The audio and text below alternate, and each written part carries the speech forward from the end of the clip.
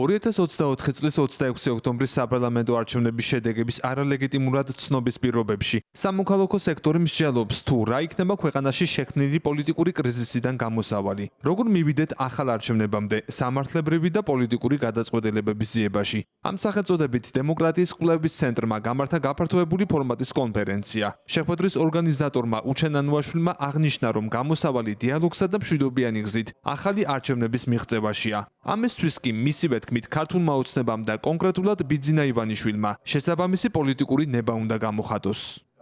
Მნიშვნელოვანია ის, რომ გაანალიზდეს თუ რატომ მოვედით აქამდე, რატომ არის ზოგადად ეს პრობლემა ქვეყანაში შექმნილი, როდესაც არ არის არჩევნების ლეგიტიმობა ცნობილი და ჩვენ ვსაუბრობთ ახალ არჩევნებზე, პროტესტი გრძელდება უკვე თვეების განმავლობაში, პირიქით კიდევ უფრო მეტად აქტიურობს საზოგადოება და რეალური მოთხოვნა არის, რომ ხელისუფლება უნდა წავიდეს კომპრომისებზე. ფაქტია ის, რომ ხელისუფლება არანაირ დიალოგს საზოგადოებასთან არ აწარმოებს. უფრო და უფრო იზრდება ის ყრუ კედელი, რომელიც საზოგადოებას და ხელისუფლებას შორის არსებობს.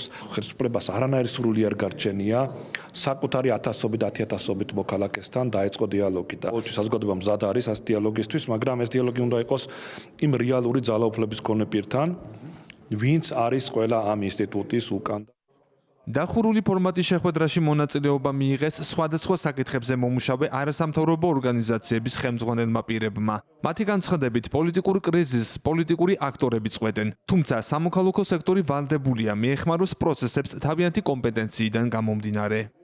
ამ კრიზისის გადალახვა შესაძლებელია მხოლოდ ახალი არჩევნების ჩატარების გზით და ეს არის მხოლოდ პოლიტიკური კრიზისის განმუხტვის ინსტრუმენტი. სხვანაირად ეს პოლიტიკური კრიზისი არ განიმუხტება და კიდევ უფრო გამწვავდება ის სიტუაცია, რომელიც დღეს არის სახეზე. ყველას აქვს ამ პროცესებში საკუთარი როლი და ყველამ საკუთარი როლის შესაბამისად უნდა იმოქმედოს. ამ შემთხვევაში მე როგორც არასამთავრობო ორგანიზაციის ახალგაზრდების ასოციაციის წარმომადგენელი ვსაუბრობ სამართლებრივ გზებზე იმასთან კავშირებით, როგორ შეიძლება იყოს ახალი არჩევნები ჩატარებული და ამის რა სამართლებრივი საშუალებები და შესაძლებლობები არსებობს. ჩვენი ამოცანა არის, რომ სწორედ ამ კრიზისის გახსნის და კვანძის გახსნის პროცესისთვის ვიყოთ მზადყოფნაში და იმ მომენტში, როდესაც ეს აუცილებლად მოხდება და პასუხები არსებობდეს მარტივ კითხვებზე. მაგალითად, სამართლებრივი პროცედურა რა უნდა გატარდეს სწრაფად იმისათვის, რომ არჩევნების დანიშვნის პარალელურად პრობლემა არ შეექმნას საარჩევნო პროცესს. რაც შეეხება სუსტ და შინაგან საქმეთა სამინისტროს,